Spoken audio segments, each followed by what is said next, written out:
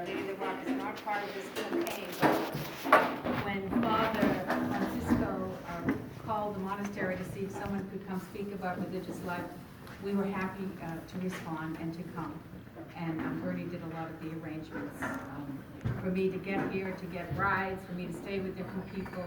So I'm very happy to have the occasion to speak to you. I've heard a lot about so many of you. So I thought we could just call this Who Are the Benedictines? And I'll tell you, I am a proud Benedictine. So I've come from Our Lady of the Rock. I'm the sub-prioress there. I've only been there since the end of May. But we came, Our Lady of the Rock came from the Abbey of Luminous in Connecticut, Benedictine community on 400 acres of farmland. I don't know how familiar you are with St. Benedict, but just to tell you a bit about his life, we know very little about St. Benedict. He was born in about 480, and we think he died in about 547, and he is the father of Western monasticism. What we know about St. Benedict, we've learned from a wonderful little book. I don't know if anyone's ever read it, but it's from the dialogues of Pope St. Gregory the Great. He wrote it about 40 years after Benedict's death, and it's called The Life and Miracles of St. Benedict. And we also have the Holy Rule of St. Benedict, and this rule has been followed for centuries by Benedictine communities, by Cistercians, by Trappists, and by Third Order Benedictines who want to live the tenets of Benedictine life. So we said Benedict is born in about 480. He was born in Nursia in Italy.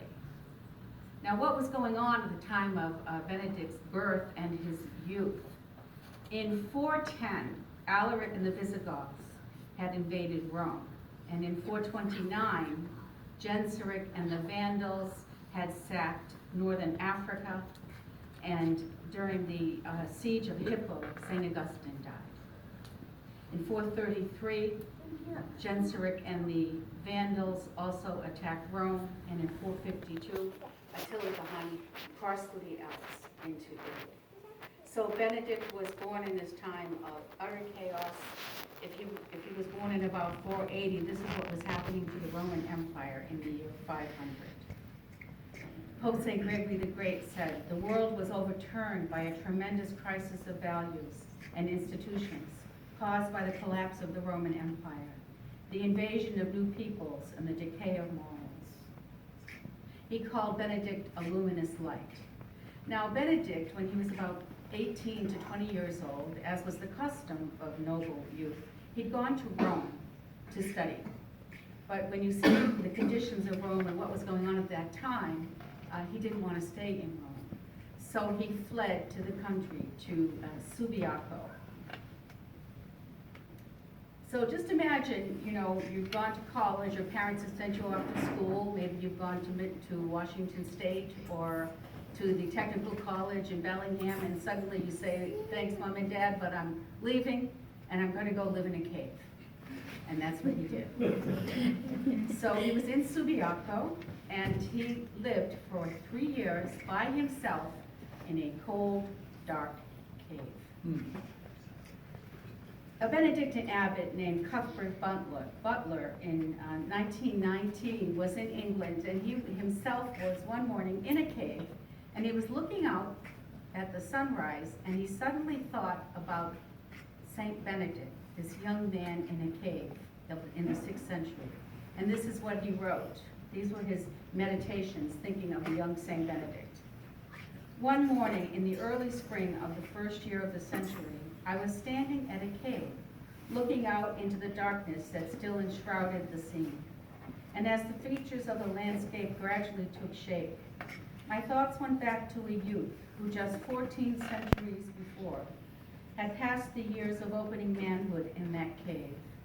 And on many such an early spring morning, he, like in the first year of the 6th century, looked out on the same wild, grand, austere scene that was unfolding beneath my eyes.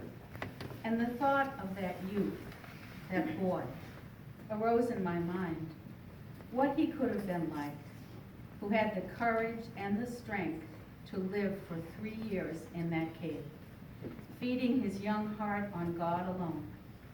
What must have been that spirit, what that soul, that could brave and endure 3 such years of solitary formation for the work God called him to do? Well, after those 3 years, he became known for his wisdom. People would come to the cave to get his advice, and he finally realized he had to leave his solitude. So he actually formed communities of monks, and he formed what we call Cenobitic monastic life. That is, men living in community, which would be versus the fathers of the desert in the East, who normally lived as hermits. But he felt in order to reach holiness, we needed to live together in community. So he formed 13 communities there near Subiaco, and eventually, because a priest tried to poison him, out of jealousy, he left and went to Monte Cassino. Some of you may know, those of you familiar with the history of World War II, the Battle of Monte Cassino was one of the most famous in World War II. And it's up on a high mountain, and the Germans had occupied it for the view. Benedict is buried at Monte Cassino. This is Lady Abbess Benedictus.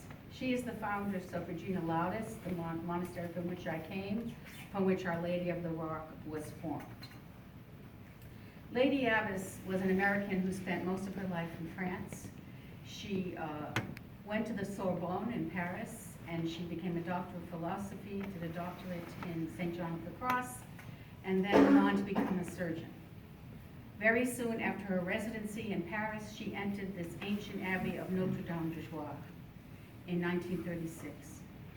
In 1939, the Nazis invaded Poland, and at that time, all of Europe, and she being in Europe at this time, went through very harrowing years. She was hunted by the Gestapo because she was American, and she was a surgeon. So she had to hide, she had to flee the monastery, she hid in Paris, and eventually made her way back to the monastery. In August 1944, the Third Army under General George S. Patton, Jr., freed the Abbey of Notre Dame de Joie. The French general was the one who had to liberate Paris, so that was August 27th. On August 28th, General Patton and the Third Army went through this small town of Joie. Lady Abbess was hanging out of a window watching the troops coming. Some of the nuns were petrified. They thought they were more Germans. Some thought it was the resistance. Some thought it was the English. She said, "Those are Americans." And she saw a jeep. She saw the star on a jeep, and then she saw the American flag unfurl before her. So she had a rose that she gave to a nun who could go out and say, "Give this to the first American you see, and say, 'An American nun thanks you.'"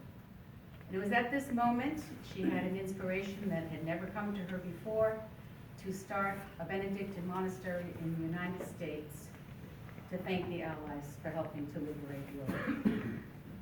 So she came over in 1947. She had to get permission from the papal nuncio in Paris, who happened to be the future John the 23rd. He gave her permission to go to Rome to speak to more people, and she's had many, many meetings with the very supportive future Pope Paul VI. And he encouraged her, saying that a Benedictine monastery, even of cloistered nuns after World War II, would have to be professional. The world had changed drastically during World War II. It was the age of the nuclear bomb. The atom had been split. The whole world really had been split. And Lady Abbess felt in order for people to make it, you needed a stable place apart where people could go. And she especially felt that about women, that women in the Western world would need a place apart to go and find themselves, because if women are lost, men will certainly be lost. So she came over on a troop transport ship, actually, and she arrived at the Abbey of Regina Laudis with $20 in her pocket.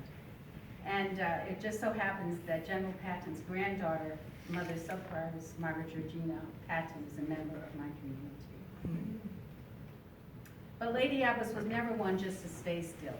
She happened to visit Shaw Island in the mid-1970s, and she thought it's time for another foundation. So 3 nuns came, and on the right, I think some of you will remember little Mother Prioress, who's in charge at Our Lady of the Rock. And she fell in love with the land and the chapel, which it's a very sacred place of silence and beauty, and has a very Japanese feel to it. And Mother Prioress loves to light the candles in the morning at about 5:30 before we pray lauds. She also loves to milk cows and make cheese. This is Mother Delector feeding the cows, and some of you know Mother Delector and have worked with her. Mother Delector giving out candles for the Easter Vigil. This is Mother Hildegard showing some of the animals. Mother Hildegard has worked in therapy and child development and using animals for therapy, and she's one who's introduced the Cotswold sheep to this area. She also had a wonderful group of 4-H students who won all the prizes at the fair. Mother Katerina, obviously, who loves cats and has taught scripture for years and is a wonderful teacher. She also takes care of the chickens. And Mother Felicitas is a musicologist, and she's taught many children on the island many instruments, especially violin, because she's an accomplished violinist and was in a quartet on the island for years.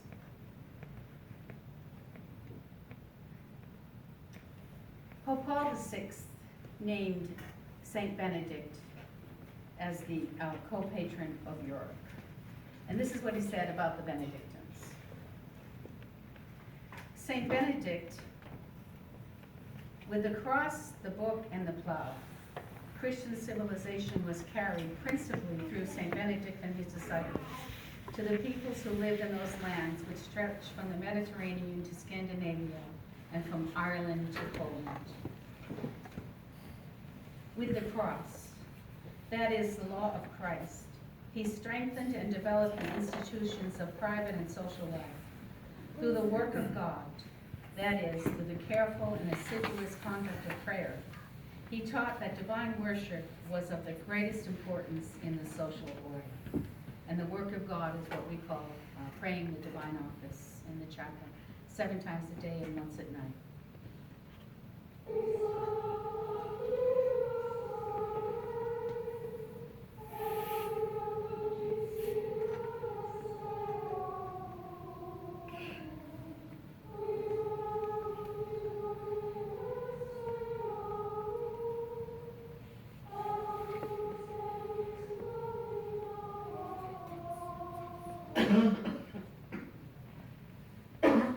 With the book, that is, with the culture of the mind, he and his monasteries preserved classics of literature and the liberal arts. We've chosen to sing Gregorian chant in Latin, and we want to do that into the future, and we also teach Gregorian chant to the men and women's choir, to guests, because we feel it's a treasure of the church we would never want to lose. We also carry out many crafts, weaving, candle making, carpentry, we make our own coffins, we have a blacksmith shop. So the crafts were very important, and it was the monasteries that carried on the crafts through the Dark Ages. And Lady Abbess very much, when she founded Regina Laudis, wanted us to keep some of the crafts from Europe going in the United States. And many in the monasteries were scientists.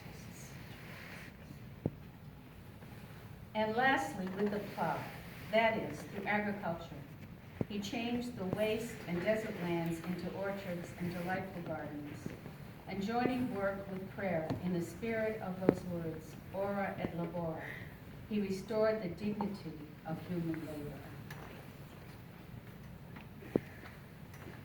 Well, part of this work is to feed the monks and the nuns and produce our own food, but also to feed the guests. And some monasteries in Europe were actually founded to produce food for the pilgrims crossing through the Alps. The motto of the Benedictines is ora et labora, pray and work. Benedict said in his holy rule, when they live by the labor of their hands, then they are truly monks. Benedict was very sure you needed to work because he said idleness is the enemy of the soul. So he insisted on labor, especially manual labor. He ecologist Rene Dubois said that the Benedictines were the first scholars to get their hands dirty. Also, the monasteries, especially at Regina Laudis, but also at Our Lady of the Rock, I think it's very important to preserve the heritage breeds. So here are the Scottish Highlanders.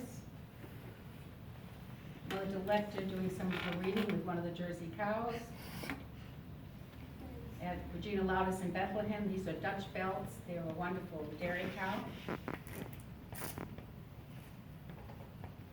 of course, our chickens and our novices. And part of it also in that work is not only to feed the community and guests, but it's the joy of working with your hands and having the satisfaction of seeing that be fruitful.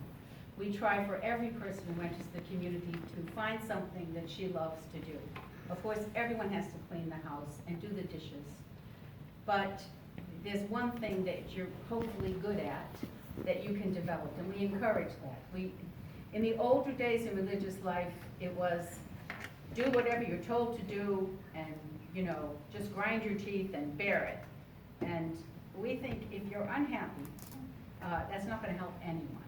And if you're not good, if I were doing sewing for the community, we would be naked.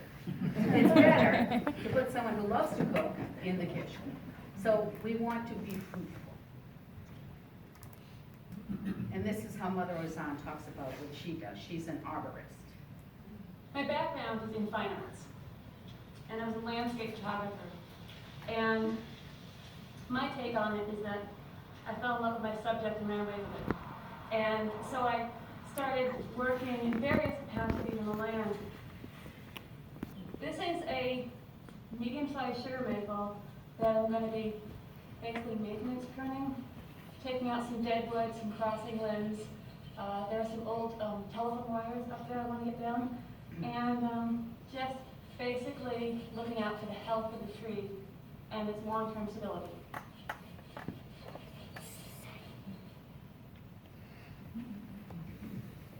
Now, you might wonder sometimes if our life is a bit isolated, because you can see here at Regina Laudis, we're behind the grill, which is actually made in our carpentry shop, and in our blacksmith shop, and also the candles at the top of the grill were made at the Abbey. And here are the nuns at Our Lady of the Rock behind the grill.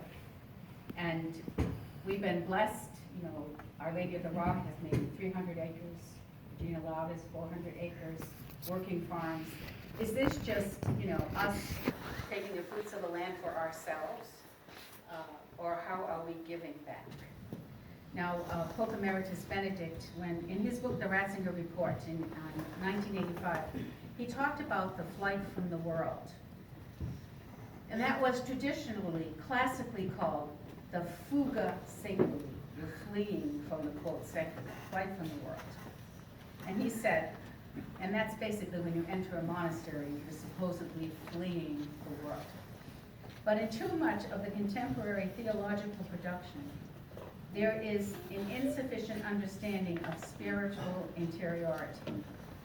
Its global and irrevocable condemnation of the fuga seculi, that's the flight from the world, which is at the center of classic spirituality, failed to perceive that there was also a social aspect to the flight. One fled the world, not to abandon it to itself, but in order to find in places of recollection new possibilities of Christian and therefore human existence. One acquired a clear perception of the alienation of society, and in the hermitages and the monasteries, new social models tested, based on new foundations were tested.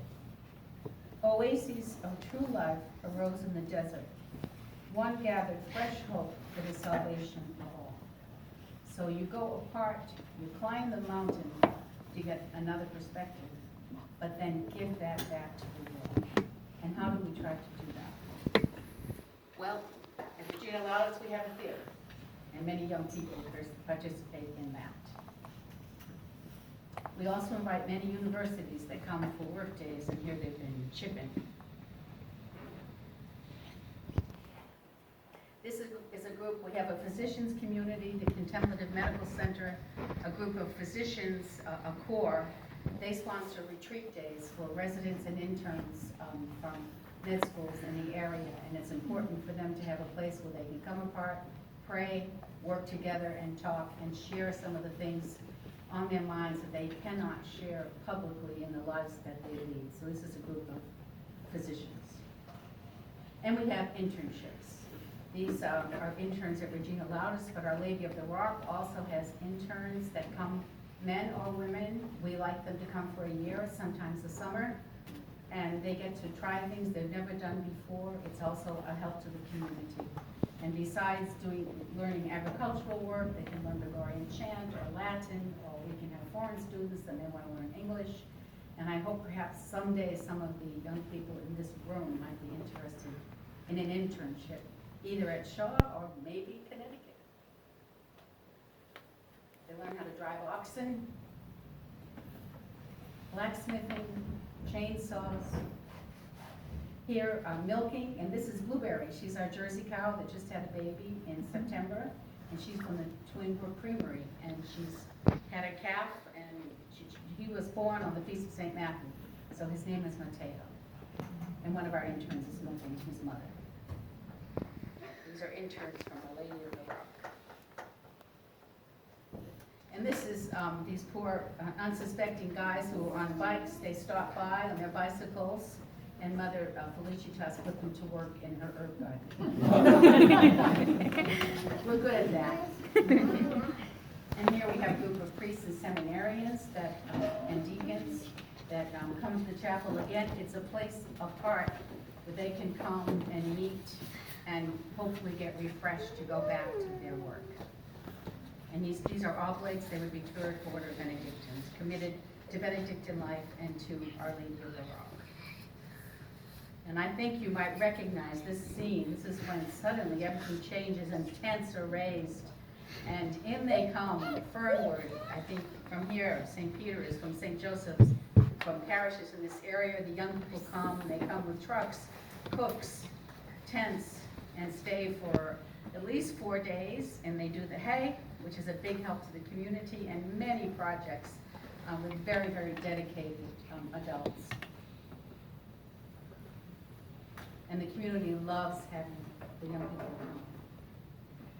And it's a retreat, and everyone comes to Mass every morning and go to confession and have conferences. And here they're walking on a deck because it's going to be where they will be working, one of their projects. And they made this covenant with the deck, and it's greatly appreciated. And here's one of the groups that came one year. And as I've met many of the adults here in these last 2 weeks, I think perhaps we'd better have something with just adults at some point. I think it would be nice for some of the adults to come and have your retreat. And that's really why we're there, so that you could come to a place apart. And we are called contemplatives in the church. You might say contemplative versus active, but we all have a contemplative side, and we have to nourish it. And that's why we would hope if you come to a monastic setting that you would have some time apart, perhaps from your family, from your work,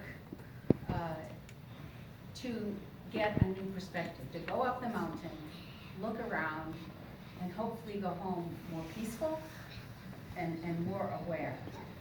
And that would be, we don't charge guests at either communities, because we want you to be able to give back to your community after you leave and have this experience.